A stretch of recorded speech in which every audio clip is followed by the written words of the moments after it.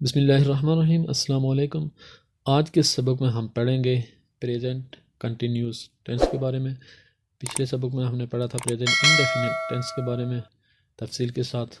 वो अगर वीडियो देखनी हो तो उसका लिंक डिस्क्रिप्शन में दे दूँगा। प्रेजेंट हमने पीछे पढ़ा था कि प्रेजेंट हमेशा मतलब होता है। इसकी पहचान कहीं ऐसी होगी कि प्रेजेंट जहाँ भी लग गया जुमले के आखिर में है होगा।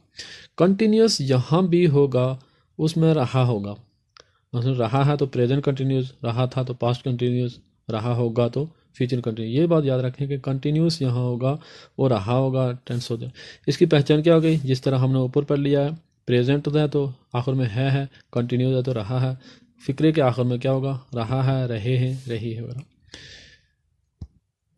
इसके साथ एक बात और ज़हन नशीन करवा लें बच्चों को कि जहाँ भी कंटिन्यूस का टेंस होगा, रहा होगा, वहाँ हमेशा पहली फॉर्म के साथ आईएनजी का इस्तेमाल होगा। हेल्पिंग वर्ब होगा तो उसके साथ पहली फॉर्म के साथ हमेशा आईएनजी कौन से टेंस में लगेगा? कंटिन्यूस में। ये आप ज़हन नशीन करवा लें क्योंकि 4 कंटिन्यूस के ये हैं, सॉरी 3 और 3 present perfect continuous, past perfect continuous, उस तरह के भी वहाँ भी कंटिन्यूस होगा, वहाँ भी रहा है। ये पहचान बच्चों को आ जाएगी तो पहचान करना आसान हो जाएगा कि कंटिन्यूस जहाँ भी होगा वो रहा वाला होगा। और कंटिन्यूस में हमेशा फर्स्ट फॉर्म के साथ आईएनजी का इस्तेमाल होता है। स्ट्रक्चर जिस तरह हमने प्रेजेंट इंडेफिनिट टेंस में पढ़ा था कि स्ट्रक्चर तकरीबन तमाम का एक में ही होता है, उसका सिर्फ हेल्पिंग वर्ब तब्दील होता है और फॉर्म तब्दील होती है कि वर्ब की कौन सी फॉर्म लगती है उसके साथ, यानी वर्ब की फॉर्म के साथ तमाम टेंस तब्दील हो जाते हैं। इसका हेल्पिंग वर्ब कौन सा होगा? प्रेजेंट कंटिन्यूस टेंस का हेल्पिंग वर्ब कौन सा होगा? Is are am. यानी हमें पता है कि है इज़ लगता है तो इस तरह अगर है वाला जुमले हैं तो प्रेजेंट इंडेफिनिट तो इज़ आर एम इसका हेल्पिंग वर्ब होगा। और ये मैंने आपको बता दिया है कि जहाँ भी कंटिन्यूस का टेंस होगा फर्स्ट फॉर्म के साथ आईएनजी लगेगा। स्ट्रक्चर के साथ subject plus helping verb plus first form के साथ हमेशा आईएनजी प्लस ऑब्जेक्ट। ये किसका है? मुस्बत। मसलन वो स्कूल जा रहा है, he is going to school. वो स्कूल जा रहे हैं, they are going to school. ये देखें, ये इसका सब्जेक्ट हो गया, हेल्पिंग वर्ब हो गया, फॉर्म गो के साथ आईएनजी लग गया, टू स्कूल यानी ऑब्जेक्ट हो गया। इसी तरह स्ट्रक्चर जो हमने पीछे पढ़े थे प्रेजेंट इंडेफिनिट में, उसमें तफसील के साथ समझाए थे। मनफी जुमले में हमेशा हेल्पिंग वर्ब के साथ नाट लगाते हैं। ये सारे टेंस में इसी तरह आता है, इसलिए आप ये स्ट्रक्चर अच्छी तरह याद लेंगे। वही फिक्र अगर इसको मनफी बनाना क्या करेंगे? ये हेल्पिंग वर्ब है, इसके साथ नाट लगा लेंगे तो वो मनफी बन। He is not going to school.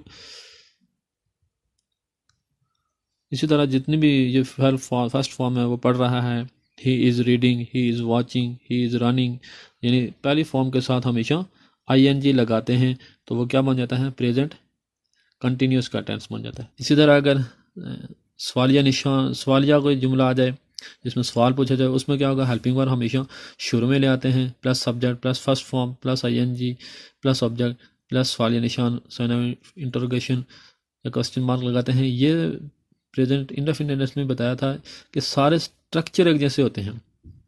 पहला प्रेजेंट इंडेफिनिट का याद हो जाएगा, तमाम स्ट्रक्चर हमें याद हो जाएंगे।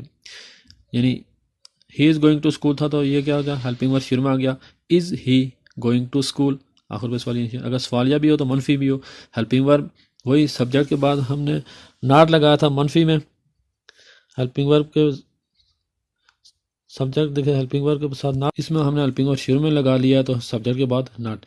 Is he not going to school, क्या वो स्कूल नहीं जा रहा है? यानी आखिर पे ये लिखने का मकसद क्या है कि जुमला हमेशा एक ही होता है कि सारे सिर्फ स्ट्रक्चर चेंज होते रहते हैं। स्ट्रक्चर के चेंज होने से क्या होगा? उस जुमले चेंज होते थे। मसलन मुस्बत है तो मनफी भी स्ट्रक्चर चेंज होगा, सवालिया में स्ट्रक्चर चेंज होगा, सवालिया मनफी में भी हमारा स्ट्रक्चर चेंज हो जाएगा तो जुमला तब्दील हो जाएगा। वो क्या करेंगे? सिर्फ हेल्पिंग वर्ब को आगे पीछे करने से, नॉट लगाने से तब्दील हो जाते हैं। स्ट्रक्चर तमाम टेंस का एक ही होता है।